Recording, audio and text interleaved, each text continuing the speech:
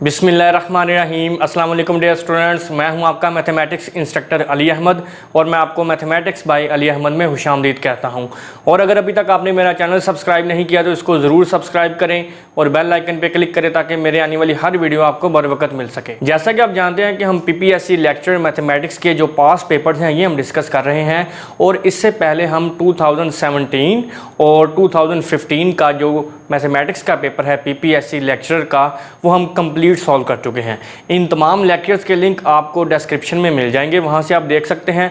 और अभी हम PPSC लेक्चर मैथमेटिक्स का 2011 का पेपर सॉल्व कर रहे थे और इससे पहले हम इसके फर्स्ट 30 MCQ सॉल्व कर चुके हैं। इन लेक्चर्स के लिंक भी आपको डिस्क्रिप्शन में मिल जाएंगे और आज की इस वीडियो में हम MCQ नंबर 31 से 40 तक सॉल्व करेंगे। तो आइए स्टार्ट करते हैं।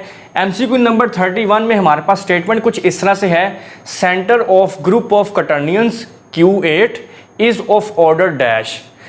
ग्रुप हमें दिया गया है ग्रुप ऑफ कटर्नियंस जिसको Q8 कहते हैं। हमने ये बताना है कि जो इसका सेंटर होगा ग्रुप ऑफ कटर्नियंस का उसका ऑर्डर क्या होगा। चार ऑप्शन हमारे पास हैं 1, 2, 8, 4। अब स्टेटमेंट में चूंकि वो बात कर रहा है सेंटर ऑफ ग्रुप की जिसको हम ऑलरेडी डिस्कस कर चुके हैं, सेंटर ऑफ ग्रुप, इसको हम यहाँ पे डिफाइन कर लेते हैं। पहले लेट्स सपोज G अगर कोई ग्रुप है आपके पास, सेंटर ऑफ G को हम इस तरह से डिनोट करते हैं Z ऑफ G और यहाँ पे आएगा हमारे पास A belongs to G such that AX is equal to XA for all X belongs to G। तो सेंटर ऑफ ग्रुप को हम इस तरह से डिफाइन करते हैं कि अगर ये ग्रुप G है तो उसके सेंटर में उस ग्रुप के वो तमाम एलिमेंट्स आएंगे जो बाकी तमाम एलिमेंट से कम्यूट करें। देखें ना, यहाँ पे मैंने A लिया है G से और यहाँ पे for all X belongs to G। अगर ये A G के तमाम X एलिमेंट से इस तरह से कम्यूट करे तो फिर ये जो A है ये G के सेंटर में आ जाएगा। इस तरह से G के वो तमाम एलिमेंट्स जो G के बाकी एलिमेंट से कम्यूट करें उसको हम सेंटर ऑफ ग्रुप का नाम देते हैं। ये बात क्लियर हो गई। अब चूंकि वो बात कर रहा है ग्रुप ऑफ कटर्नियंस की Q8, तो Q8 को भी हम ऑलरेडी डिस्कस कर चुके हैं। इसमें एलिमेंट्स किस तरह से होते हैं, plus minus identity, plus minus I, plus minus J और प्लस माइनस K। और ग्रुप ऑफ कटर्नियंस का ऑर्डर होता है 8, क्योंकि इसमें 8 एलिमेंट्स है ना। तो Q8 का जो ऑर्डर है, ऑर्डर ऑफ Q8 ये 8 है। अब हमने क्या करना है, हमने इसके सेंटर का ऑर्डर फाइंड करना है।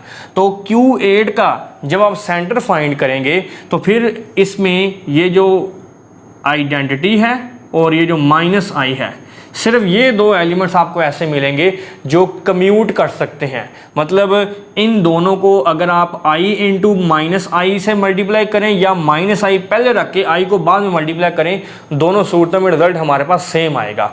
बाकी ये जो इसके एलिमेंट्स हैं plus minus I, plus minus J, plus minus K, ये आपस में कम्यूट नहीं करेंगे। उसकी रीज़न क्या है ये यहाँ पे हम डिस्कस करते हैं।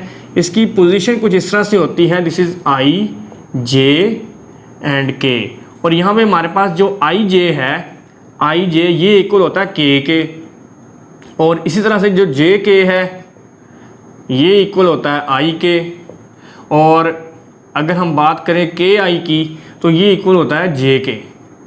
अब अगर IJ को मैं JI लिख दूँ, मतलब ऑपोजिट डायरेक्शन, तो फिर ये प्लस K के इक्वल नहीं होगा, फिर ये माइनस K के इक्वल होगा। सिमिलरली अगर JK को मैं, मतलब इस पोजीशन को अगर मैं ऑपोजिट कर दूं KJ तो ये माइनस I बन जाएगा। और सिमिलरली ये जो KI है इसकी भी अगर मैं पोजीशन ऑपोजिट कर दूं मतलब IK, तो ये किसके इक्वल होगा, माइनस JK। तो यहाँ पे आप देख सकते हैं IJ is not equal to JI, similarly JK is not equal to KJ and KI is also not equal to IK।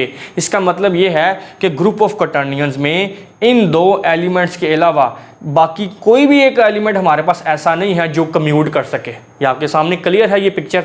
तो इसका मतलब ये हो गया कि जो Q8 का सेंटर होगा Z ऑफ Q8, उसमें सिर्फ दो ही एलिमेंट आएंगे, प्लस माइनस I।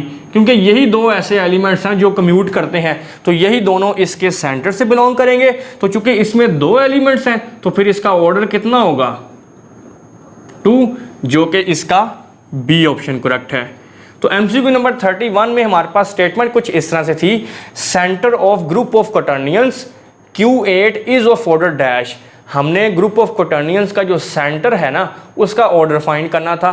4 ऑप्शन हमारे पास गिवन थे। सबसे पहले हमने यहाँ पे सेंटर ऑफ ग्रुप को डिफाइन किया, जो कि हम ऑलरेडी अपने प्रीवियस लेक्चर्स में काफ़ी बार डिस्कस कर चुके हैं कि अगर जी कोई ग्रुप है तो उस ग्रुप के वो वाले एलिमेंट्स जो बाकी तमाम एलिमेंट्स से इस तरह से कम्यूट करें तो वो फिर सेंटर ऑफ ग्रुप में आते हैं और उसको जी ऑफ जी से डिनोट किया जाता है। अब चूंकि वो बात कर रहा है ग्रुप ऑफ क्वाटर्नियंस की Q8, तो उसके अंदर ये वाले एलिमेंट्स हैं प्लस माइनस आई, और ये प्लस माइनस आई प्लस माइनस जे प्लस माइनस के। अब चूंकि इसके 8 एलिमेंट्स हैं तो इसका ऑर्डर 8 होगा।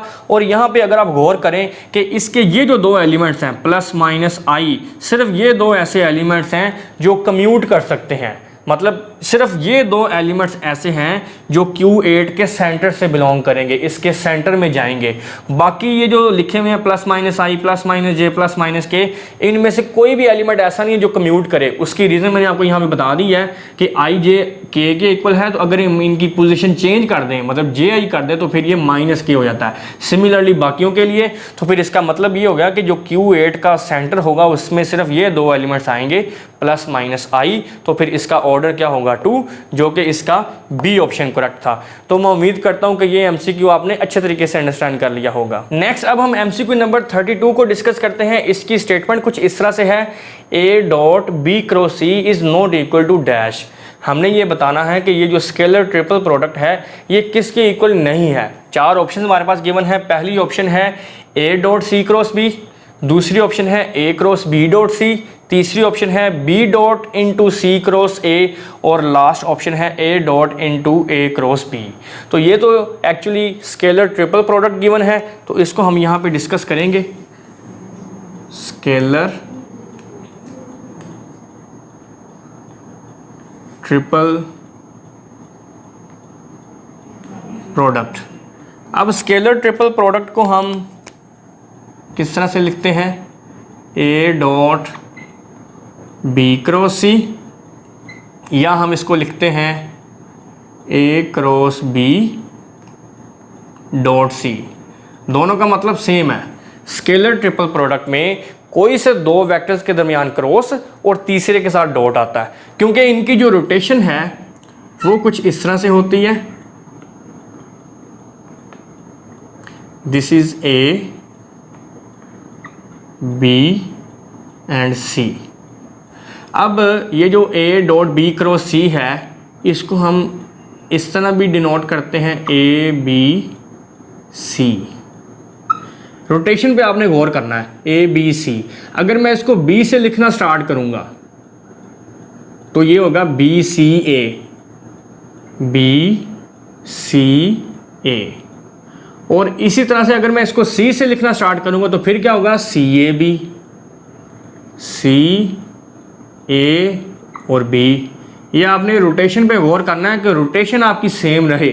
किसी भी एक वेक्टर से आप लिखना स्टार्ट कर सकते हैं, ए बी सी या बी सी ए या सी ए बी। रोटेशन ऑपोजिट नहीं करनी, रोटेशन सेम रखनी है। अब ये जो ए बी सी है इसको तो मैंने आपको बता दिया कि इन दो वेज में लिखा जा सकता है। अब हम इनकी बात कर लेते हैं। इसको मैं इस रिप्रेजेंटेशन में अब मैं लिखूंगा, ये होगा जी B dot C cross A, या इसको हम लिख सकते हैं बी क्रॉस सी और डॉट ए। सिमिलरली ये जो सी ए बी है इसको हम इस रिप्रेजेंटेशन में लिखते हैं। अब ये बनेगा आपका C dot A cross B, और या हम इसको लिख सकते हैं सी क्रॉस ए और डॉट बी। अब ये सारी जो रिप्रेजेंटेशन है ये किसकी है, A dot into B cross C की। अब अगर आप गौर करें इसके पहले ऑप्शन पे तो यहाँ पे देखें ये है A dot into C cross B, यहाँ पे बी क्रॉस सी है, यहाँ पे सी क्रॉस बी है। तो जैसे मैंने अभी आपको बताया कि आपने रोटेशन ऑपोजिट नहीं करनी। उसकी रीज़न क्या है, क्योंकि क्रॉस प्रोडक्ट में कम्यूटेटिव प्रॉपर्टी होल्ड नहीं करती। Cross product is not commutative, ये हमने पढ़ा हुआ है। A cross B is not equal to B cross A. इसका मतलब ये है कि ये जो ए ऑप्शन में उसने सी क्रॉस बी लिख दिया है, इसको हम इस तरह से नहीं लिख सकते।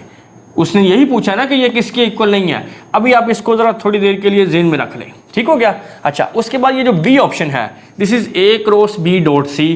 तो यहाँ पे देखें, ये जो A cross B dot C है, तो ये देखें ना, हम इसी को इस फॉर्म में लिख सकते हैं। इसका मतलब है जो बी ऑप्शन है ये इसी की दूसरी शक्ल है। हम इस स्केलर ट्रिपल प्रोडक्ट को इस फॉर्म में लिख सकते हैं, बी ओके है। और ये जो सी ऑप्शन है, this is B dot C cross A. तो ये देखें, हम इस रिप्रेजेंटेशन को यहाँ पे लिख चुके हैं।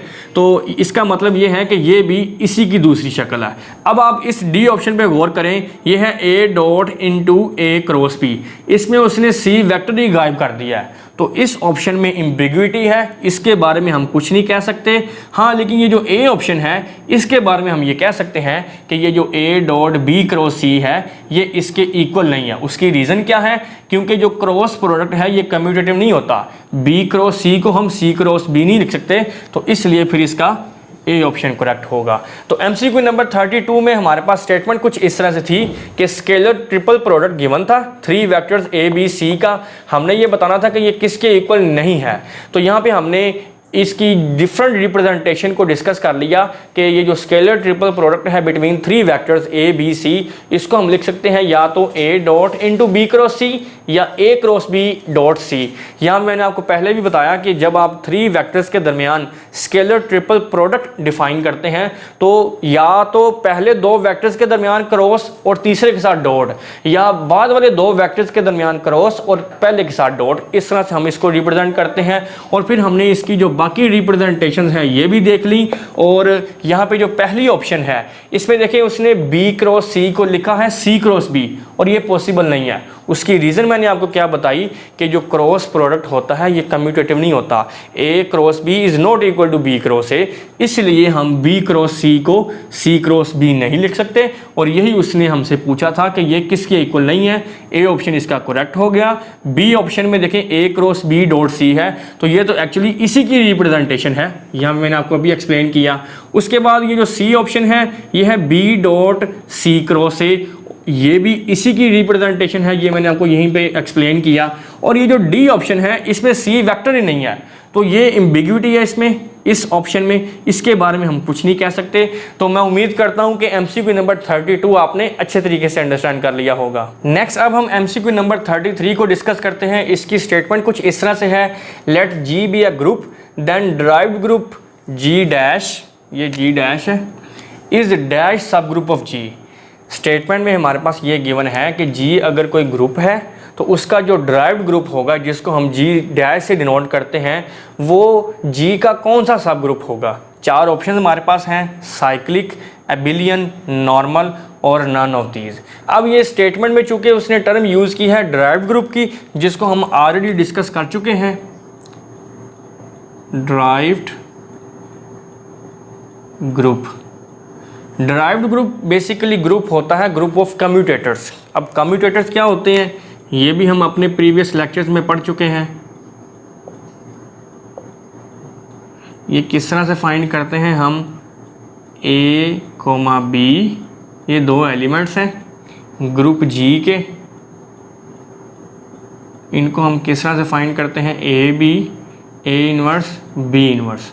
तो जी के तमाम एलिमेंट्स के हम इस तरह से, जैसे अगर मैंने यहाँ पे 2 एलिमेंट उठाए हैं जी के ए कोमा बी, तो हम इसको इस तरह से इवेल्युएट करके ए और बी के कम्यूटेटर्स फाइंड करते हैं। और जी के तमाम एलिमेंट्स से बनने वाले जो कम्यूटेटर्स हैं, वो जो ग्रुप बनाते हैं उसको हम डिराइव्ड ग्रुप कहते हैं। और ये जी डैश से डिनोट किया जाता है। G dash is group of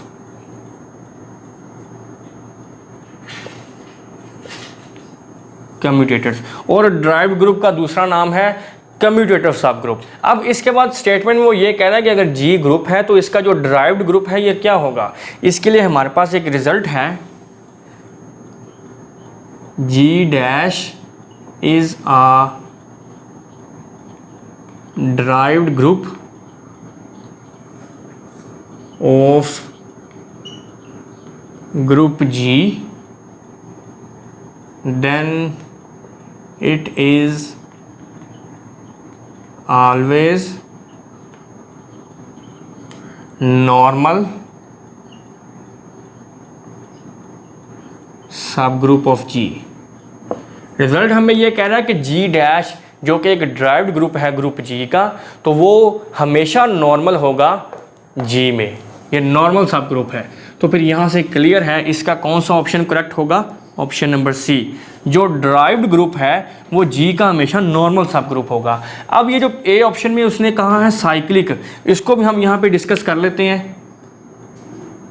let's suppose यहाँ पे हम ग्रुप ले लेते हैं A4, और A4 के जब आप कम्यूटेटर्स फाइंड करेंगे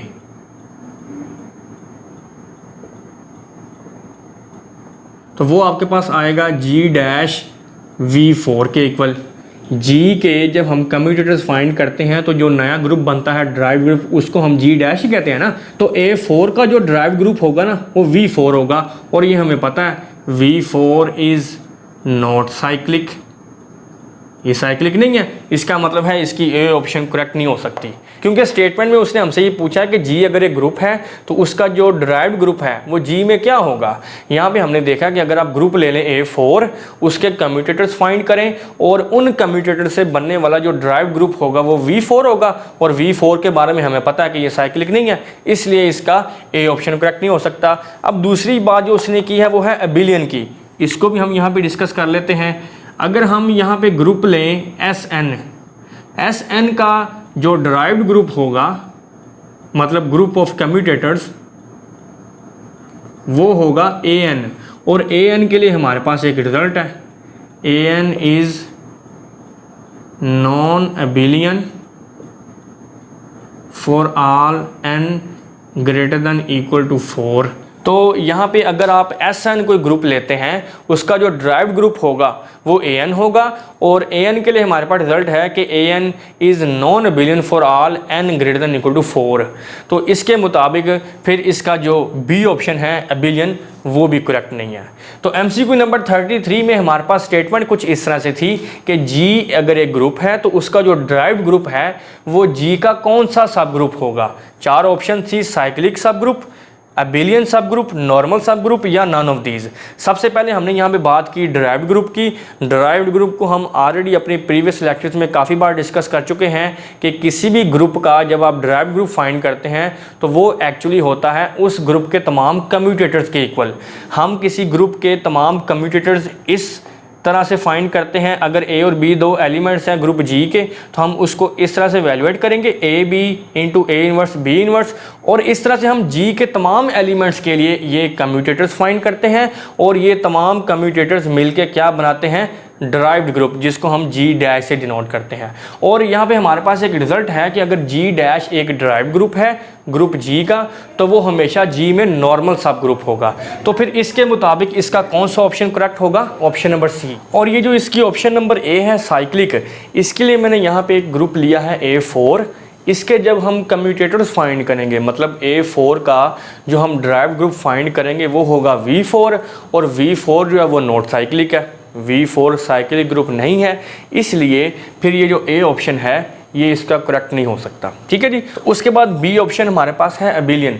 तो इसके लिए मैंने यहाँ पे एग्जांपल ली है कि अगर हम कोई SN ग्रुप लेते हैं, कोई सिमेट्रिक ग्रुप, और इसका जो ड्राइव्ड ग्रुप होगा वो होगा AN, और ये हमारे पास रिजल्ट है कि AN is non abelian for all n greater than equal to 4। तमाम n इक्वल टू 4 या 4 से ग्रेटर जितने भी हमारे पास ये A ग्रुप बनेंगे वो सारे नॉन अबिलियन होते हैं। तो फिर इसलिए इसका B ऑप्शन भी करेक्ट नहीं हो सकता। तो फिर ये जो C ऑप्शन है विच इज़ नॉर्मल, ये MCQ नंबर 33 का करेक्ट ऑप्शन होगा। मैं उम्मीद करता हूँ कि MCQ नंबर 33 भी आपने अच्छे तरीके से अंडरस्टैंड कर लिया होगा। नेक्स्ट अब हम MCQ नंबर 34 को डिस्कस करते हैं। इसकी स्टेटमेंट कुछ इस तरह से है, let G be a group then factor group G by G dash is dash. Statement हमारे पास कुछ इस तरह से है कि G एक ग्रुप है, हमने ये बताना है कि ये जो फैक्टर ग्रुप है G बाय G डैश ये क्या होगा। 4 ऑप्शन हमारे पास हैं, अबिलियन, साइक्लिक, नॉर्मल और नन ऑफ दीज। अब इसमें जो कि टर्म यूज़ हुई है फैक्टर ग्रुप, इसको हम यहाँ पे डिस्कस कर लेते हैं। ये हम अपने प्रीवियस लेक्चर्स में भी डिस्कस कर चुके हैं। Factor group. तो फैक्टर ग्रुप को हम इस तरह से डिफाइन करते हैं कि अगर G कोई ग्रुप है आपका और H उसका नॉर्मल सब ग्रुप है, अगर normal subgroup, then factor group H in G, इसको हम इस तरह से डिनोट करेंगे G/H। इसका मतलब है factor group of H in G is equal to, या तो आप ले लें H के लेफ्ट कोसेट्स या आप ले लें इसके right cosets. H for A belongs to capital G, तो इसको हम फैक्टर ग्रुप का नाम देते हैं। अब हमारे पास जो फैक्टर ग्रुप गिवन है वो क्या है, G/G डैश, और G डैश आप जानते हैं क्या होता है, ड्राइव्ड ग्रुप। तो इस डेफिनेशन के मुताबिक G/G डैश क्या होगा, कोसेट्स होंगे इस G के A G dash such that A belongs to capital G। तो ये जो फैक्टर ग्रुप है इसमें इस तरह के एलिमेंट्स होंगे। हमने ये बताना है कि ये इन चारों में से क्या है, एबिलियन है, साइक्लिक है या नॉर्मल है। अब इसके लिए हमारे पास एक रिजल्ट है। रिजल्ट क्या कहता है कि if G dash be a derived subgroup of a group G, then factor group G/G dash is abelian। तो थ्योरम की स्टेटमेंट हमें ये कह रही है कि अगर G डैश एक ड्राइव्ड सब ग्रुप है ग्रुप G का, तो फिर ये जो फैक्टर ग्रुप है G/G डैश ये क्या होगा, एबिलियन। तो इसके मुताबिक फिर इसकी कौन सी ऑप्शन करेक्ट होगी, ऑप्शन नंबर ए। और इसको हम थोड़ा सा मज़ीद यहाँ पे स्टडी कर लेते हैं। ये जो हमने यहाँ पे फैक्टर ग्रुप लिया था G/G डैश, इसका आइडेंटिटी एलिमेंट किस तरह का होगा, identity element of G/G dash, इसमें इस तरह के एलिमेंट्स हैं A G डैश। A कहाँ से आएगा, G से। G चूँकि ग्रुप है तो ज़ाहिर है उसमें आइडेंटिटी भी होगी। तो ये जो एलिमेंट है ये चूँकि इस फैक्टर ग्रुप से बिलोंग कर रहा है और यही इसकी आइडेंटिटी है। अब अगर हमने ये बात प्रूव करनी है, ये जो मैंने रिजल्ट यहाँ पे लिखा है कि G डैश अगर एक ड्राइव्ड सब ग्रुप है G का तो ये एबिलियन होगा, इसको हम इजीली प्रूव कर सकते हैं। क्योंकि जो ड्राइव्ड ग्रुप है ये बनता है कम्यूटेटर से। कम्यूटेटर में हमारे पास डेफिनेशन ये होती है is equal to AB A inverse B inverse, और यहाँ से A और B बिलोंग करते हैं किससे, G से। अब यहाँ पे हमारे पास ये जो फैक्टर ग्रुप है इसमें इस तरह के एलिमेंट्स होंगे A G डैश और B G डैश, ये इससे बिलोंग करेंगे ना फैक्टर ग्रुप से, क्योंकि लेफ्ट कोसेट्स हम ले रहे हैं, ये बिलोंग करेंगे इस फैक्टर ग्रुप से। अब इन दोनों का जो प्रोडक्ट है ये किसके इक्वल होगा, A B G डैश।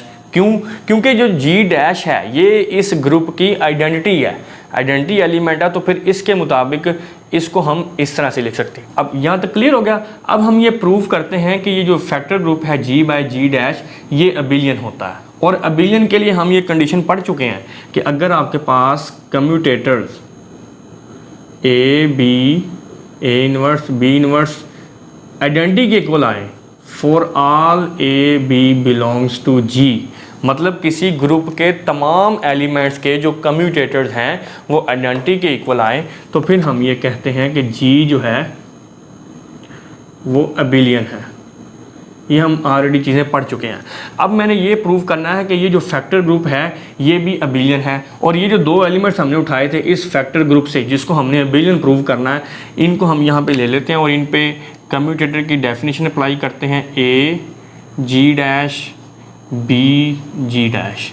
तो बाय डेफिनेशन ये होगा A G dash B G dash और A जी डैश का इन्वर्स और बी जी डैश का इन्वर्स, ए जी डैश बी जी डैश, और ये जो इन्वर्स है इसको जब हम एक्सपैंड करेंगे तो ये होगा ए इन्वर्स और ये जी डैश, क्योंकि जी डैश तो इसकी आइडेंटिटी है ना, आइडेंटिटी का इन्वर्स आइडेंटिटी होता है। सिमिलरली ये हो जाएगा हमारे पास बी इन्वर्स। अब इसके बाद ये जो जी डैश है ये तो आइडेंटिटी है, तो फिर हम इसको ऐसे लिख सकते हैं A B A inverse B inverse और ये है जी डैश। अब ये जो दो एलिमेंट्स हमने कहाँ से उठाए थे, फैक्टर ग्रुप से, और फैक्टर ग्रुप का मतलब क्या है, लेफ्ट कोसेट्स या राइट कोसेट्स, ये दोनों चूँकि इक्वल होते हैं तो फिर ये कम्यूट कर सकते हैं। इसको हम लिखेंगे ए बी, ये आपका बन जाएगा बी इन्वर्स ए इन्वर्स और ये जी डैश, ये भी आइडेंटिटी बन गया बी इंटू बी इन्वर्स, और फिर ये जो ए इंटू ए इन्वर्स है ये भी आइडेंटिटी बन गया। तो बाकी हमारे पास क्या रह गया, जी डैश, जो कि इस फैक्टर ग्रुप की आइडेंटिटी है। तो हमने यहाँ पे ये पढ़ा है कि अगर कम्यूटेटर तमाम ग्रुप के एलिमेंट्स के लिए हमें क्या रिजल्ट दे, आइडेंटिटी, तो फिर वो क्या होता है, बिलियन। तो इसका मतलब ये है कि हमने ये जो दो एलिमेंट्स उठाए थे जनरल इस फैक्टर ग्रुप से, वो हमें क्या दे रहे हैं, identity. It means G by G dash is abelian, और यही इसका ए ऑप्शन करेक्ट है। तो एमसीक्यू नंबर 34 की स्टेटमेंट कुछ इस तरह से थी, let G be a group then factor group G by G dash is dash, कि अगर जी एक ग्रुप है तो factor group G by G dash क्या होगा। चार ऑप्शन थी हमारे पास, एबिलियन, साइक्लिक, नॉर्मल और नन ऑफ दीज। यहाँ पे हमने सबसे पहले फैक्टर ग्रुप को देखा। फैक्टर ग्रुप को हम किस तरह से डिफाइन करते हैं कि अगर जी एक ग्रुप है, एच उसका नॉर्मल सब ग्रुप है, तो आपने एच के जो लेफ्ट कोसेट्स हैं जी में या राइट कोसेट्स लेने हैं, उसको हम factor group of H in जी का नाम देते हैं। इसके बाद हमने यहाँ पे देखा कि ये जो फैक्टर ग्रुप है जी बाय जी डैश, इसमें किस तरह के एलिमेंट्स होंगे। By definition of factor group elements हम उठाएंगे जी में से, और अगर मैं बात करूँ इसके लेफ्ट कोसेट्स की तो वो इस तरह की शक्ल होगी, ए इंटू जी डैश, और ए बिलोंग करेगा जी से, तो जी डैश हमारा होता है ड्राइव्ड ग्रुप। अब इसके लिए हमारे पास एक रिजल्ट है कि अगर जी डैश एक ड्राइव्ड सब ग्रुप है किसी ग्रुप जी का, तो ये जो क्वोशंट ग्रुप है जी बाय जी डैश ये अबिलियन होता है। और इसी चीज़ को हमने यहाँ पे प्रूव किया है बड़ी इजीली कि ये जो फैक्टर ग्रुप है जी बाय जी डैश, इसका आइडेंटिटी एलिमेंट किस तरह का होगा, ई इंटू जी डैश, क्योंकि यहाँ पे एलिमेंट्स हमने कहाँ से उठाने हैं, जी में से, तो जी ज़ाहिर ग्रुप है तो उसमें आइडेंटिटी होगी, तो ये इस फैक्टर ग्रुप का आइडेंटिटी एलिमेंट बन गया। और उसके बाद हमने ये पढ़ा हुआ है कि जो कम्यूटेटर्स होते हैं किसी भी ग्रुप के, अगर तमाम एलिमेंट्स के लिए हमारे पास रिजल्ट आइडेंटिटी है तो वो बिलियन होता है। इसी बात को हम यहाँ पे प्रूव करेंगे, और इस पर्पज़ के लिए मैंने दो एलिमेंट्स उठाए हैं इस फैक्टर ग्रुप से, तो इनका जो प्रोडक्ट है ये इसके इक्वल होगा, ए बी जी डैश, क्योंकि जी डैश तो इस फैक्टर ग्रुप का आइडेंटिटी एलिमेंट है ना। तो इसी दोनों एलिमेंट्स को उठाते हुए मैं इन पे कम्यूटेटर की डेफिनेशन अप्लाई की, ये हमारे पास आ जाएगा ए जी डैश इनवर्स और ये बी जी डैश का इनवर्स, इन दोनों के इनवर्स एक्सपैंड कर दिए। अब जी डैश तो चूंकि इस फैक्टर ग्रुप की आइडेंटिटी है तो फिर हम इसको इस तरह से लिख सकते हैं, और जी बाय जी डैश जो है ये एक्चुअली फैक्टर ग्रुप है। फैक्टर ग्रुप का मतलब क्या है, लेफ्ट कोसेट्स और राइट कोसेट्स ये दोनों इक्वल होते हैं ना, तो इसलिए फिर हम इनको कम्यूट कर सकते हैं। कम्यूट करने से ये तो आइडेंटिटी बन गई, और हमारे पास क्या रह गया, जी डैश, जो कि इस फैक्टर ग्रुप का आइडेंटिटी एलिमेंट है। तो इससे फिर ये बात प्रूव हो गई कि ये जो फैक्टर ग्रुप है जी बाय जी डैश ये अबिलियन होता है। तो मैं उम्मीद करता हूँ कि एमसीक्यू नंबर 34 भी आपने अच्छे तरीके से अंडरस्टैंड कर लिया होगा। नेक्स्ट अब हम एमसीक्यू नंबर 35 को डिस्कस करते हैं। इसकी स्टेटमेंट कुछ इस तरह से है, finite simple abelian groups are of order dash, कि अगर हमारे पास फाइनाइट सिंपल अबिलियन ग्रुप्स हैं तो उनका ऑर्डर क्या हो सकता है। चार ऑप्शन है हमारे पास, ए ऑप्शन है 4, बी ऑप्शन है प्राइम पावर मतलब प्राइम की कोई पावर, सी ऑप्शन है पावर ऑफ 2 और डी ऑप्शन है प्राइम नंबर। तो यहाँ पे चूँकि उसने बात की है सिंपल ग्रुप की, तो इसको हम पहले यहाँ पे डिफाइन करेंगे। सिंपल ग्रुप, इसको हम इस तरह से डिफाइन कर सकते हैं, a group G is said to be simple if it has no proper, या इसको कहते हैं नॉन ट्रिवियल नॉर्मल सब ग्रुप। तो सिंपल ग्रुप को हम इस तरह से डिफाइन करते हैं कि ऐसा ग्रुप जिसमें कोई भी प्रॉपर, या दूसरा नाम इसका है नॉन ट्रिवियल नॉर्मल सब ग्रुप अगर उसका एग्जिस्ट नहीं करता तो फिर हम उस ग्रुप को सिंपल ग्रुप का नाम देते हैं। क्योंकि यहाँ पे ये जो आइडेंटिटी ग्रुप है एंड ग्रुप इटसेल्फ, ये दोनों तो नॉर्मल सब ग्रुप होते ही हैं, लेकिन ये दोनों क्या होते हैं, इम्प्रॉपर, या दूसरा नाम इसका नॉन ट्रिवियल है। तो अगर किसी ग्रुप के इन दोनों नॉर्मल सब ग्रुप्स के अलावा कोई भी प्रॉपर नॉर्मल सब ग्रुप एग्जिस्ट ना करे तो उसको हम सिंपल ग्रुप का नाम देते हैं। तो स्टेटमेंट में उसने ये कहा है कि अगर कोई फाइनाइट सिंपल ग्रुप है तो उसका ऑर्डर क्या हो सकता है। अब यहाँ पे ऑप्शन में उसने हमें 4 बातें कही हैं। पहली है 4, दूसरी है प्राइम पावर, तीसरी है पावर ऑफ 2 और चौथी है प्राइम नंबर। इन चारों को हम 2 कैटेगरीज में डिवाइड करेंगे। पहला केस होगा हमारा कंपोजिट नंबर और दूसरा होगा प्राइम नंबर। पहली जो 3 बातें हैं ये कंपोजिट नंबर के अंदर आ जाएंगी। किस तरह से, 4 कंपोजिट नंबर है, प्राइम पावर, किसी भी प्राइम नंबर की कोई पावर लेंगे तो वो भी कंपोजिट नंबर होगा, और तीसरे नंबर पे है पावर ऑफ 2 की कोई भी पावर ले लें आप, वो कंपोजिट नंबर होगा। तो हम पहले 3 ऑप्शंस के लिए यहाँ पे जो केस बनाएंगे वो होगा कंपोजिट ऑर्डर। अब इस केस में हम वो तमाम ग्रुप्स को डिस्कस करेंगे जिनका ऑर्डर कंपोजिट होगा। तो यहाँ पे मैं कहता हूँ if G is an abelian group, क्योंकि साथ एबिलियन की भी तो कंडीशन है ना। अगर G कोई एबिलियन ग्रुप है देन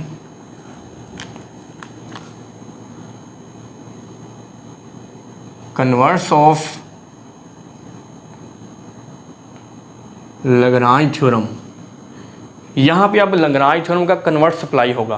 पहले हम लैग्रांज थ्योरम को देख लेते हैं कि अगर G कोई ग्रुप है, H उसका सब ग्रुप है, तो फिर H का ऑर्डर और इंडेक्स दोनों G के ऑर्डर को डिवाइड करते हैं। और इसका कन्वर्स क्या हमें कहता है कि अगर M कोई डिवाइज़र है G का, तो फिर G का M ऑर्डर का सब ग्रुप लाजमी एग्जिस्ट करेगा। तो इसका मतलब ये है कि अगर हमारे पास G कोई एबिलियन ग्रुप है कंपोजिट ऑर्डर का, तो फिर उसका कोई सब ग्रुप एग्जिस्ट करेगा, क्योंकि कंपोजिट नंबर का कोई ना कोई डिवाइजर तो हमें मिल जाएगा। तो फिर हम यहाँ पे कह सकते हैं सो G हैज़ प्रॉपर सब group and every subgroup of abelian group is always normal in G. It means G has proper normal सब group.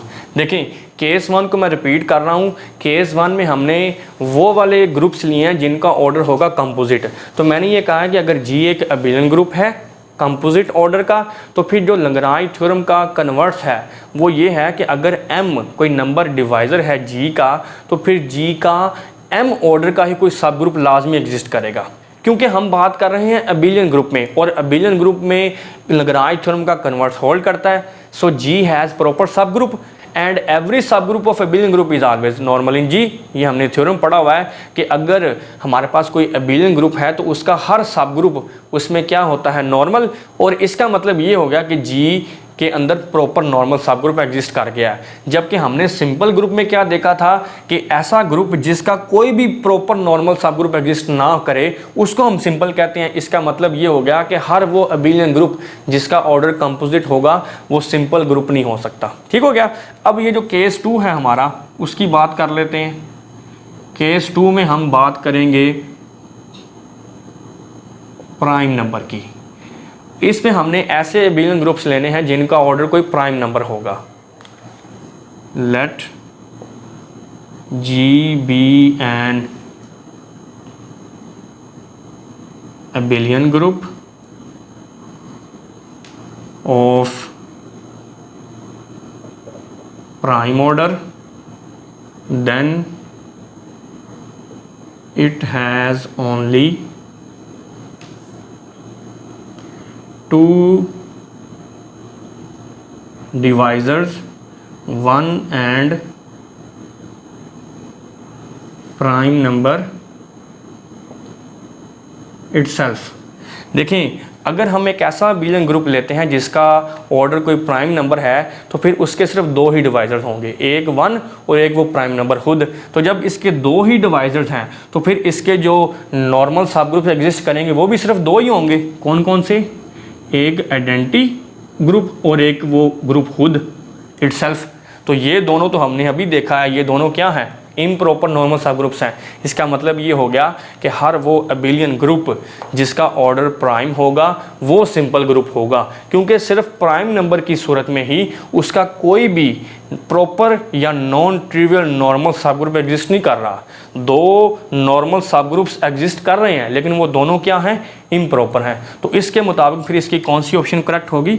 Option number D, which is prime number. तो एमसीक्यू नंबर 35 में statement कुछ इस तरह से थी कि finite simple abelian groups are of order dash, कि अगर हमारे पास फाइनाइट सिंपल एबिलियन ग्रुप्स हैं तो उनका ऑर्डर क्या हो सकता है। सबसे पहले हमने यहाँ पे सिंपल ग्रुप की डेफिनेशन देख ली कि उस ग्रुप को हम सिंपल ग्रुप का नाम देते हैं जिसका कोई भी प्रॉपर नॉर्मल सब ग्रुप एग्जिस्ट ना करे, क्योंकि जो आइडेंटिटी वाला ग्रुप जो है और जो ग्रुप इटसेल्फ है ये दोनों तो हर ग्रुप के नॉर्मल सब ग्रुप्स होते हैं, लेकिन इनको हम इम्प्रॉपर नॉर्मल सब ग्रुप्स का नाम देते हैं। तो यहाँ पे हमारे पास ऑप्शंस में चार चीज़ें गिवन थी, 4, प्राइम पावर, पावर ऑफ 2 और प्राइम नंबर। ये जो पहली तीन बातें हैं इनको हमने डिस्कस कर लिया है कंपोजिट ऑर्डर में, दो केस बनाए थे हमने। तो यहाँ पे मैंने कहा है कि अगर जी एक एबिलियन ग्रुप है जिसका ऑर्डर कोई कंपोजिट नंबर है तो यहाँ पे जो कन्वर्स ऑफ लैग्रांज थ्योरम है ये होल्ड करेगा, क्योंकि एबिलियन ग्रुप्स में और साइक्लिक ग्रुप्स में लैग्रांज थ्योरम का कन्वर्स होल्ड करता है। लैग्रांज थ्योरम का कन्वर्स है क्या कि अगर आपके पास m कोई डिवाइजर है g का तो फिर g का m ऑर्डर का सब ग्रुप लाजमी एग्जिस्ट करेगा। तो फिर इसके मुताबिक g हैज प्रॉपर सब ग्रुप एंड एवरी सब group of abelian group is always normal in g। अगर आपके पास कोई एबिलियन ग्रुप है तो उसका हर सब ग्रुप g में नॉर्मल होगा, ये हमने पढ़ा हुआ है। इसका मतलब ये होगा कि g में प्रॉपर नॉर्मल सब ग्रुप एग्जिस्ट कर गया है। तो सिंपल ग्रुप के मुताबिक फिर ऐसा एबिलियन ग्रुप जिसका ऑर्डर कंपोजिट होगा वो सिंपल तो नहीं हो सकता, क्योंकि सिंपल ग्रुप तो हम उसको कहते हैं जिसका कोई भी प्रॉपर या नॉन ट्रिवियल नॉर्मल सब ग्रुप एग्जिस्ट ना करे। इधर तो एग्जिस्ट कर गया, इसका मतलब है कि हर एबिलियन ग्रुप जिसका ऑर्डर कंपोजिट ऑर्डर होगा वो सिंपल ग्रुप नहीं हो सकता। फिर उसके बाद ये जो इसकी लास्ट ऑप्शन है प्राइम नंबर, ये हमने यहाँ पे केस डिस्कस किया है कि अगर हमारे पास एक जी एबिलियन ग्रुप है जिसका ऑर्डर कोई प्राइम नंबर है तो फिर उसके सिर्फ दो ही डिवाइजर होंगे। प्राइम नंबर को दो ही नंबर डिवाइड करते हैं ना, एक 1 और एक वो खुद, तो फिर इसके सिर्फ दो ही नॉर्मल सब ग्रुप एग्जिस्ट करेंगे, एक आइडेंटिटी और एक वो खुद। तो ये तो हमने अभी देखा है कि ये इम्प्रॉपर नॉर्मल सब ग्रुप्स हैं। इसका मतलब ये हो गया कि एबिलियन ग्रुप जिसका ऑर्डर प्राइम होगा उसमें कोई भी प्रॉपर नॉर्मल सब ग्रुप एग्जिस्ट नहीं करेगा, इसलिए फिर हम इसको सिंपल ग्रुप का नाम देंगे। तो इसके मुताबिक फिर इसकी कौन सी ऑप्शन करेक्ट होगी? Option number D, which is prime number. तो मैं उम्मीद करता हूं कि एमसीक्यू नंबर 35 भी आपने अच्छे तरीके से अंडरस्टैंड कर लिया होगा। नेक्स्ट अब हम एमसीक्यू नंबर 36 को डिस्कस करते हैं। इसकी स्टेटमेंट कुछ इस तरह से है, set of integers G is dash. जो सेट ऑफ इंटीजर्स है इसके बारे में हमने बताना है कि ये क्या है। चार ऑप्शन है हमारे पास। ऑप्शन ए है फील्ड, ऑप्शन बी है group under multiplication, option C है इंटीग्रल डोमेन और ऑप्शन डी है डिवीजन रिंग। सबसे पहले हम बात करते हैं ग्रुप की। जो जी सेट ऑफ इंटीजर है ये अंडर मल्टीप्लिकेशन ग्रुप ही नहीं है। G under multiplication is not group, और इसकी रीज़न क्या है? because it has no multiplicative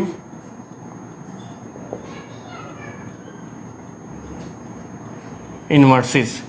ji under multiplication group इसलिए नहीं है क्योंकि इसमें मल्टीप्लिकेटिव इन्वर्सेस नहीं पड़े हुए, जीरो के अलावा, क्योंकि जीरो का तो इन्वर्स एग्जिस्ट ही ना करता, हम इसको काउंट ही नहीं करते। जीरो के अलावा जी में जितने भी एलिमेंट्स हैं किसी का भी मल्टीप्लिकेटिव इन्वर्स इसमें एग्जिस्ट नहीं करता, तो इसलिए फिर हम ये कहेंगे कि जो बी ऑप्शन में है ग्रुप अंडर मल्टीप्लिकेशन, ये तो पॉसिबल ही नहीं है। तो जब ये ग्रुप नहीं है तो फिर फील्ड भी नहीं होगा, क्योंकि फील्ड तो बड़ी प्रॉपर्टी है ना, उसमें ज़्यादा प्रॉपर्टीज आ जाती हैं। जब ये ग्रुप नहीं है तो फिर फील्ड भी कैसे हो सकता है? ये दोनों ऑप्शंस इसमें से निगलेक्ट हो गए। और उसके बाद ये जो डिवीजन रिंग है, डिवीजन रिंग के लिए भी क्या ज़रूरी है कि इसमें मल्टीप्लिकेटिव इन्वर्सेस होने चाहिए, और ये तो अभी हमने कह दिया है कि जी में मल्टीप्लिकेटिव इन्वर्स एग्जिस्ट नहीं करते नॉन जीरो एलिमेंट्स के, तो फिर डिवीजन रिंग भी नहीं है। इसके बाद हमारे पास क्या बच जाती है? Integral domain.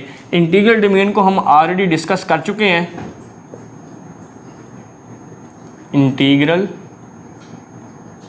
Domain, integral domain ऐसी रिंग होती है जिसमें कोई भी जीरो डिवाइजर एग्जिस्ट नहीं करता। A ring R is called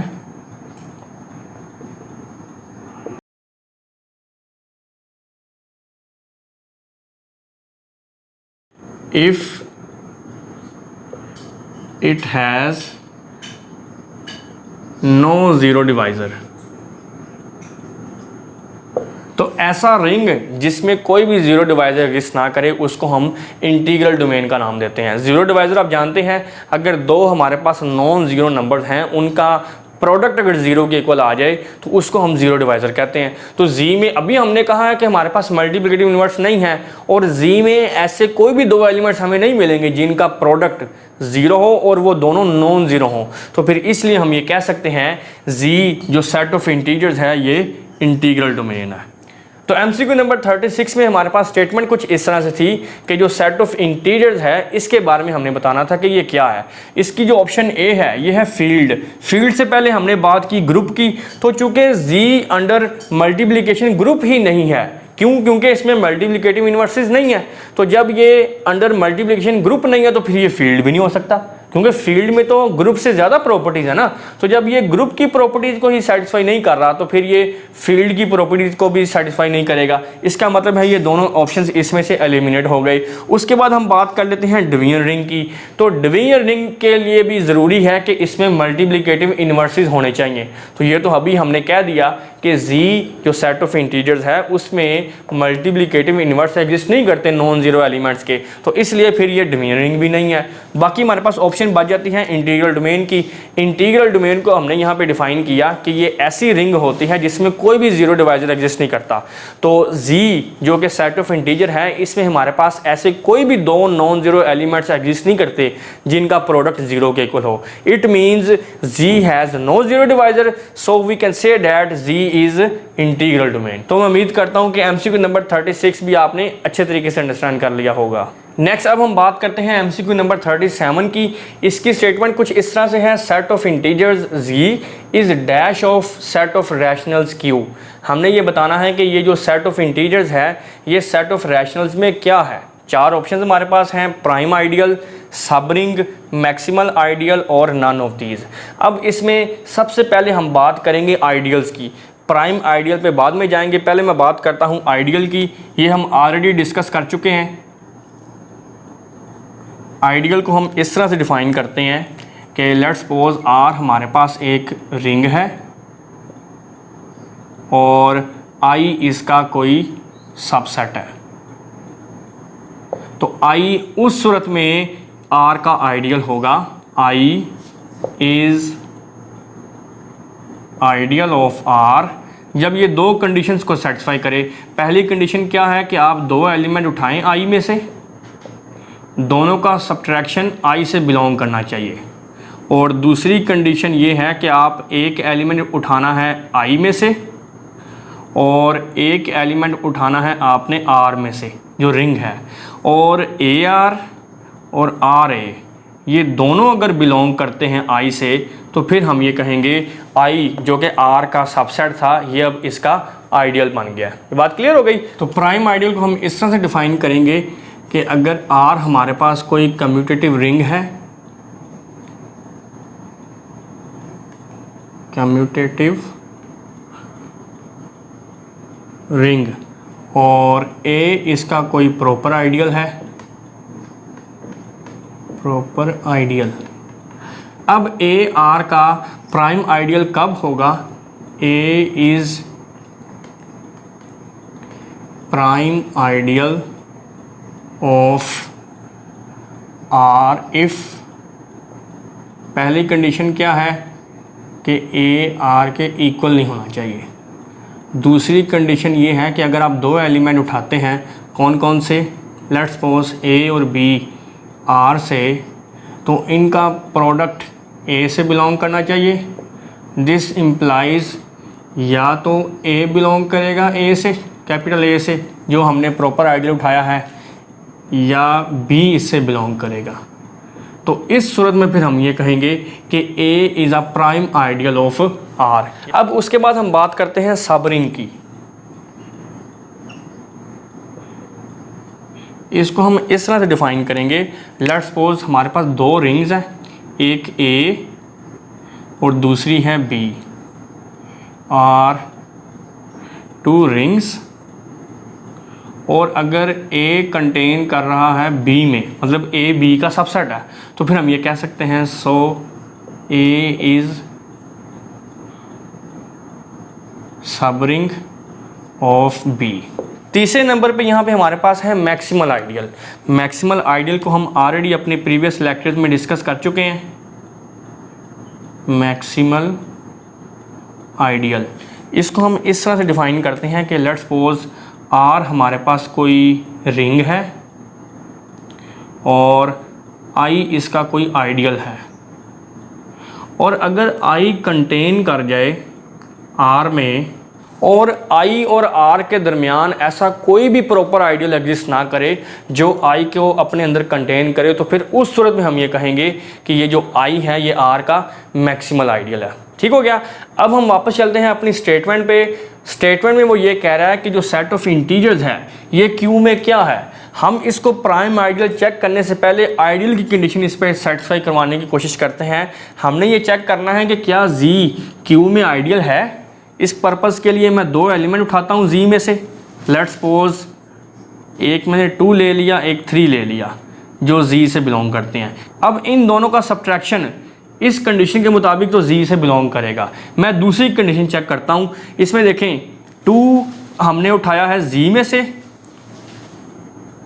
और एक एलिमेंट कहाँ से उठाना है, आर में से। यहाँ पे हमारा आर क्या है, क्यू। लेट्स सपोज मैं ले लेता हूँ √3 जो आर से बिलोंग कर रहा है। अब इन दोनों का प्रोडक्ट किससे बिलोंग करना चाहिए इस कंडीशन के मुताबिक, आई से। यहाँ पे हमारा आई क्या है, जी, जबकि ऐसा तो पॉसिबल नहीं है। ये देखें ये जी से बिलोंग नहीं कर रहा। It means G is not ideal in Q. Set of integer जो है ये क्यू में आइडियल नहीं है। तो जब ये आइडियल नहीं है तो फिर ना ये प्राइम आइडियल होगा ना ये मैक्सिमल आइडियल होगा, क्योंकि आइडियल पहला स्टेप है, प्राइम आइडियल और मैक्सिमल आइडियल इससे नेक्स्ट स्टेप्स हैं। तो जब Z set of integer set of rationals में आइडियल ही नहीं है तो फिर ना ये प्राइम आइडियल होगा ना ये मैक्सिमल आइडियल होगा। अब बाकी बात बचती है सब रिंग की। सब रिंग को हमने यहाँ पे डिफाइन किया है कि अगर दो रिंग्स हैं आपके पास, अगर पहला सेट दूसरे में कंटेन कर जाए तो फिर पहले को हम दूसरे की सब रिंग कहते हैं। तो यहाँ पे देखिए जो सेट ऑफ इंटीजर्स हैं जी, ये हमारे पास एक रिंग है, और जो सेट ऑफ रैशनल्स है क्यू, ये भी रिंग है, रिंग। और जो सेट ऑफ इंटीजर है ये कंटेन करता है सेट ऑफ रैशनल में, तो इसका मतलब है फिर हम ये कह सकते हैं Z इज अ सब रिंग ऑफ Q। तो फिर इसके मुताबिक इसकी कौन सी ऑप्शन करेक्ट होगी, option number B, which is sub ring. तो MCQ नंबर 37 में हमारे पास स्टेटमेंट कुछ इस तरह से थी कि सेट ऑफ इंटीजर जो है ये हमने बताना था कि ये सेट ऑफ रैशनल्स में क्या है। यहाँ पे 3 टर्म्स यूज हुई थी, प्राइम आइडियल, सब रिंग और मैक्सिमल आइडियल। हमने इन तीनों से पहले यहाँ पे आइडियल को डिफाइन किया कि अगर R एक रिंग है, I उसका कोई सबसेट है, वो R का आइडियल कब होगा, जब इन दो कंडीशंस को सेटिस्फाई करेगा। पहली कंडीशन ये है कि इस I जो कि सबसेट है R का, यहाँ से आपने दो एलिमेंट उठाने हैं, उन दोनों का सब्ट्रैक्शन आई से बिलोंग करना चाहिए, और अगर एक एलिमेंट आप उठाते हैं आई से, एक एलिमेंट आप उठाते हैं आर से जो कि रिंग है, तो ए आर और आर ए ये दोनों आई से बिलोंग करना चाहिए। उस वक्त में हम कहेंगे I is ideal of R. उसके बाद हमने यहाँ पे प्राइम आइडियल को डिफाइन किया कि अगर आर एक कम्यूटेटिव रिंग है और ए इसका कोई प्रॉपर आइडियल है, तो ए आर का प्राइम आइडियल कब होगा? जब ए आर के इक्वल ना हो और ए और बी दो एलिमेंट अगर आर से बिलोंग कर रहे हैं तो इनका प्रोडक्ट ए से बिलोंग करना चाहिए, सच दैट या तो स्मॉल ए कैपिटल ए से बिलोंग करेगा या स्मॉल बी कैपिटल ए से बिलोंग करेगा। उस सूरत में हम कहेंगे कि A is prime ideal of R. उसके बाद हमने देखा कि सब रिंग क्या होती है कि अगर हमारे पास दो रिंग्स हैं ए और बी, अगर ए बी में कंटेन कर जाए तो फिर हम ये कह सकते हैं कि ए इज़ अ सब रिंग ऑफ बी। उसके बाद हमने मैक्सिमल आइडियल को डिफाइन कर दिया कि अगर आर कोई रिंग है और आई उसका आइडियल है, ये मैक्सिमल कब होगा? जब आई कंटेन करे आर में और आई और आर के दरमियान ऐसा कोई भी प्रॉपर आइडियल एग्जिस्ट ना करे जो आई को अपने अंदर कंटेन कर ले, तो उस सूरत में हम इसको कहते हैं कि ये इसका मैक्सिमल आइडियल है। अब स्टेटमेंट में चूंकि उसने ये कहा था कि बताएं कि जी जो है वो सेट ऑफ रैशनल में क्या है, हमने सबसे पहले आइडियल की डेफिनेशन इस पर अप्लाई की। एक एलिमेंट उठाया मैंने जी में से और एक उठाया आर में से। आइडियल की डेफिनेशन के मुताबिक इन दोनों का प्रोडक्ट किससे बिलोंग करना चाहिए? जी से। तो ऐसा पॉसिबल नहीं हुआ। इसका मतलब ये है कि जी जो है वो क्यू में आइडियल नहीं है। तो जब ये आइडियल नहीं है तो फिर ना ये प्राइम आइडियल होगा ना ये मैक्सिमल आइडियल होगा।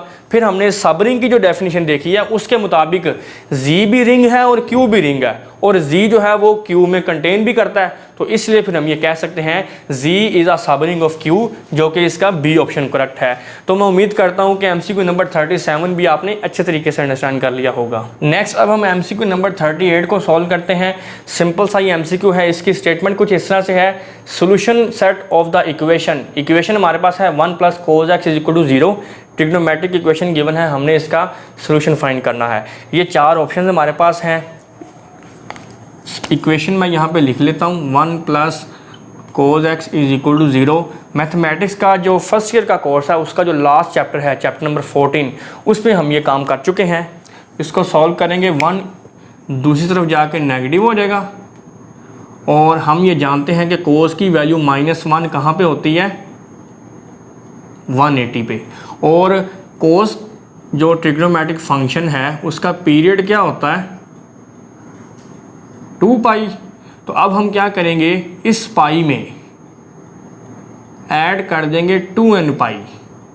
अब 2n पाई ऐड करने के पीछे लॉजिक क्या है? देखें, हमें ये पता है कि cos का पीरियड है 2 पाई। अब पीरियड का मतलब क्या है? पीरियड वो स्मॉलेस्ट पॉजिटिव वैल्यू होती है जिसको हम किसी भी ट्रिग्नोमेट्रिक फंक्शन के ओरिजिनल एंगल में अगर ऐड कर दें तो उसके रिजल्ट पे कोई फ़र्क नहीं पड़ता। अब जो वैल्यू cos की 180 पे होगी ना पाई पे, वही वैल्यू 2 पाई अगर इसमें हम ऐड कर दें, मतलब 3 पाई, उसमें भी cos हमें यही वैल्यू देगा।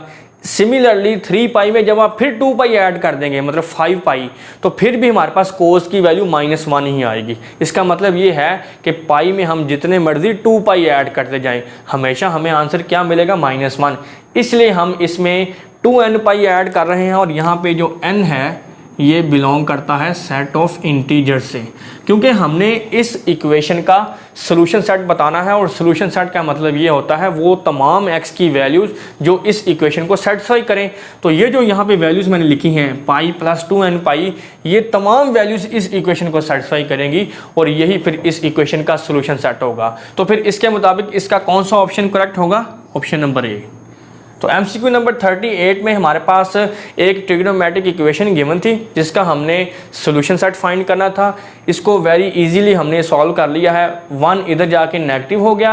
अब हमें पता है cos की वैल्यू -1 कहाँ पे होती है? 180 पे, पाई पे। और इसके बाद हमें यह भी पता है कि cos का पीरियड चूँकि 2 पाई होता है, और इसलिए हमने इस पाई में 2n पाई ऐड कर दिया। और इसके पीछे लॉजिक मैंने आपको ये बताया कि cos की वैल्यू पाई पे जो होगी वही वैल्यू आप इसमें 2 पाई जितने मर्जी ऐड करते जाएं, हमेशा हमें वैल्यू यही मिलेगी। और उसकी रीज़न क्या है? क्योंकि 2 पाई इसका पीरियड है, और यहाँ पे n बिलोंग करता है सेट ऑफ इंटीजर से। और ये जो इक्वेशन हमारे पास है इसका फिर सोल्यूशन सेट क्या होगा? Pi + 2n pi, where n belongs to set of integers. तो इसके मुताबिक इसका ए ऑप्शन करेक्ट होगा। तो मैं उम्मीद करता हूँ कि एमसीक्यू नंबर 38 भी आपने अच्छे तरीके से अंडरस्टैंड कर लिया होगा। नेक्स्ट अब हम एमसीक्यू नंबर 39 को डिस्कस करते हैं। इसकी स्टेटमेंट कुछ इस तरह से है, non zero elements of a field form a group under dash, कि जो किसी फील्ड के नॉन जीरो एलिमेंट्स होते हैं वो ग्रुप बनाते हैं किस ऑपरेशन के विद रिस्पेक्ट टू, किस बाइनरी ऑपरेशन के विद रिस्पेक्ट टू किसी फील्ड के जो नॉन जीरो एलिमेंट्स होते हैं वो ग्रुप बनाते हैं। 4 ऑप्शन हमारे पास हैं, एडिशन, मल्टीप्लिकेशन, सब्ट्रैक्शन और डिवीजन। अब यहाँ पे सबसे पहले ये जो फील्ड है इसकी अगर मैं बात करूँ, फील्ड आप जानते हैं इसको हम किस तरह से डिफ़ाइन करते हैं कि ये हमारे पास एक ऐसा सेट होता है जो अबिलियन ग्रुप हो विद रिस्पेक्ट टू एडिशन भी और विद रिस्पेक्ट टू मल्टीप्लिकेशन भी, उसको हम फील्ड का नाम देते हैं। तो यहाँ पे चूंकि ये वो कह रहा है कि non zero elements, non zero elements का मतलब ये है कि ज़ीरो एफ से बिलोंग नहीं कर रहा, zero does not belong to field. Zero चूँकि फील्ड से बिलोंग नहीं कर रहा, इसका मतलब ये है कि ये जो नॉन ज़ीरो एलिमेंट्स हैं ये अंडर एडिशन तो ग्रुप नहीं बनाएंगे, क्योंकि इसमें एडिटिव आइडेंटिटी निकल गई है। जब एडिटिव आइडेंटिटी इससे बिलोंग नहीं कर रही तो ज़ाहिर फिर ये ग्रुप अंडर एडिशन नहीं होगा। उसके बाद ये जो बी ऑप्शन है ये है मल्टीप्लिकेशन। तो ये अभी हमने यहाँ पे कहा है कि फील्ड क्या होती है, अबिलियन ग्रुप होती है विद रिस्पेक्ट टू एडिशन और मल्टीप्लिकेशन। तो अबिलियन का मतलब क्या है, जिसमें 5 प्रॉपर्टीज होल्ड करें, तो 5 कर रही हैं तो उससे पहले 4 पहले ग्रुप है फिर अबिलियन है ना। तो बी ऑप्शन में वो कह रहा है कि अंडर मल्टीप्लिकेशन ये ग्रुप बनाएगा, तो फिर यही इसकी ऑप्शन करेक्ट होगी। क्योंकि देखें ना यहाँ पे मैंने कहा है कि अबिलियन, तो अबिलियन से पहले वो ग्रुप तो होगा ना विद रिस्पेक्ट टू मल्टीप्लिकेशन। और उसके बाद ये जो सी ऑप्शन है सब्ट्रैक्शन।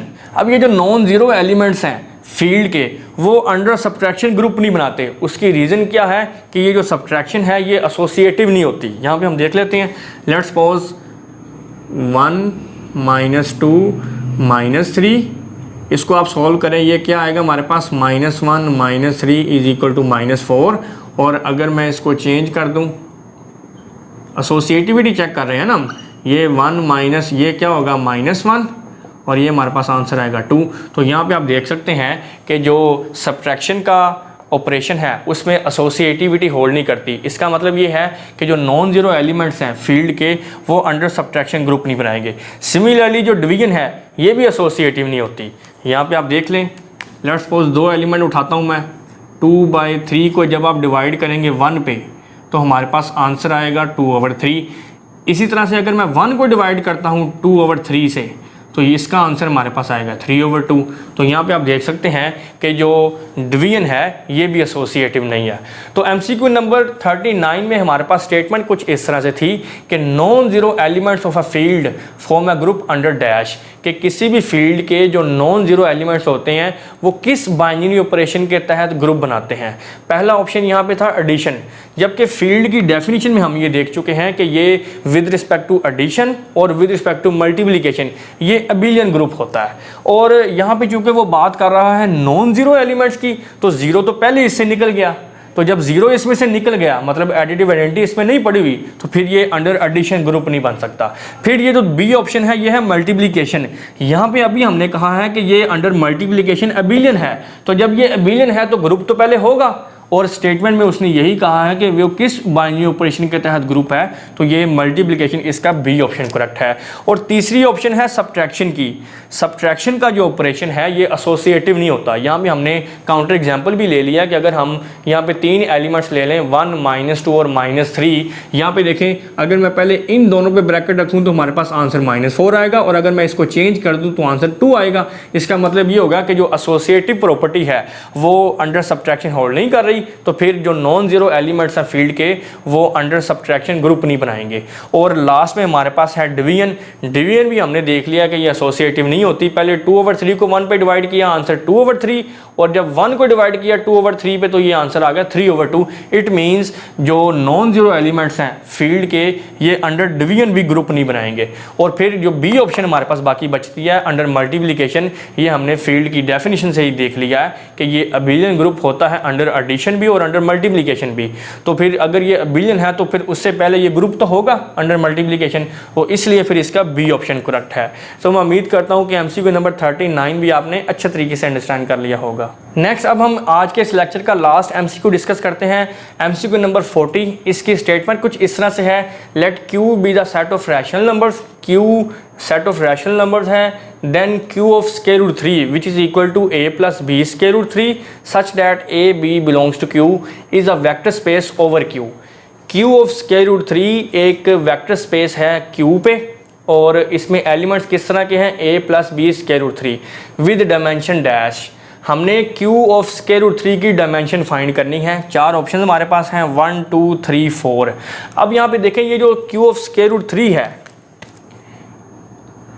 ये वेक्टर स्पेस है ओवर Q और इसमें एलिमेंट्स किस तरह के हैं, A plus B square root 3 where A B belongs to Q।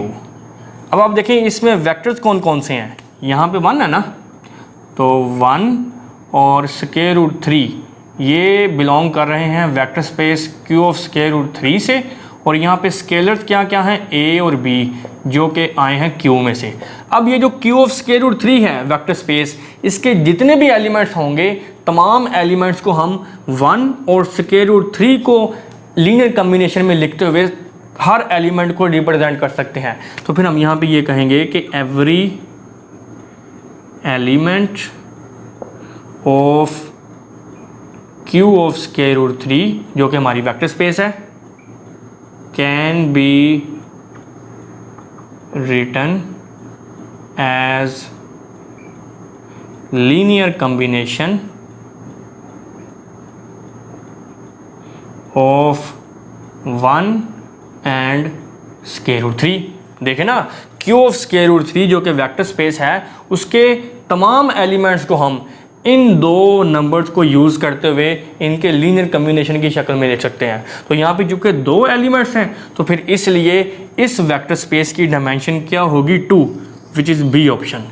तो एमसीक्यू नंबर 40 की स्टेटमेंट कुछ इस तरह से थी कि अगर Q एक सेट ऑफ रैशनल नंबर है और Q ऑफ स्क्वायर रूट 3 जिसमें इस तरह के एलिमेंट्स हैं a plus B square root 3 और a और b बिलोंग कर रहे हैं सेट ऑफ रैशनल नंबर में से, ये एक वेक्टर स्पेस है ओवर Q, हमने इसकी डायमेंशन फाइंड करनी थी। तो यहाँ पे मैंने सबसे पहले इसको लिखा कि Q ऑफ स्क्वायर रूट 3 जो कि ओवर Q वेक्टर स्पेस है इसमें इस तरह के एलिमेंट्स हैं और यहाँ पे देखें जो 1 और स्क्वायर रूट 3 हैं ये 2 वेक्टर्स आए हैं Q ऑफ स्क्वायर रूट 3 से जो कि वेक्टर स्पेस हमारी, और यहाँ पे स्केलर्स क्या हैं, A और B जो कि इस फील्ड से बिलोंग कर रहे हैं, यहाँ पे फील्ड हमारी है Q। और यहाँ पे देखें every element of Q of square root 3 जो vector space Q of square root 3 है इसके हर एलिमेंट को हम लीनियर कॉम्बिनेशन की शक्ल में लिख सकते हैं by using these 2 vectors 1 and square root 3। तो इसका मतलब ये हो गया क्योंकि इसमें 2 वेक्टर्स हैं हमारे पास, इन्हीं दोनों वेक्टर्स को यूज़ करते हुए Q ऑफ स्क्वायर रूट 3 जो कि एक वेक्टर स्पेस है इसके तमाम एलिमेंट्स को लीनियर कॉम्बिनेशन की शक्ल में हम लिख सकते हैं। तो फिर इसलिए इसकी डायमेंशन 2 होगी विच इज़ बी ऑप्शन। तो मैं उम्मीद करता हूँ कि एमसीक्यू नंबर 40 भी आपने अच्छे तरीके से अंडरस्टैंड कर लिया होगा और आज के इस लेक्चर में हमने PPSC लेक्चरर मैथमेटिक्स का जो 2011 का पेपर है इसके एमसीक्यू नंबर 31 से 40 तक डिस्कस किए हैं। उम्मीद करता हूँ कि तमाम एमसीक्यूज़ आपने अच्छे तरीके से अंडरस्टैंड कर लिए होंगे।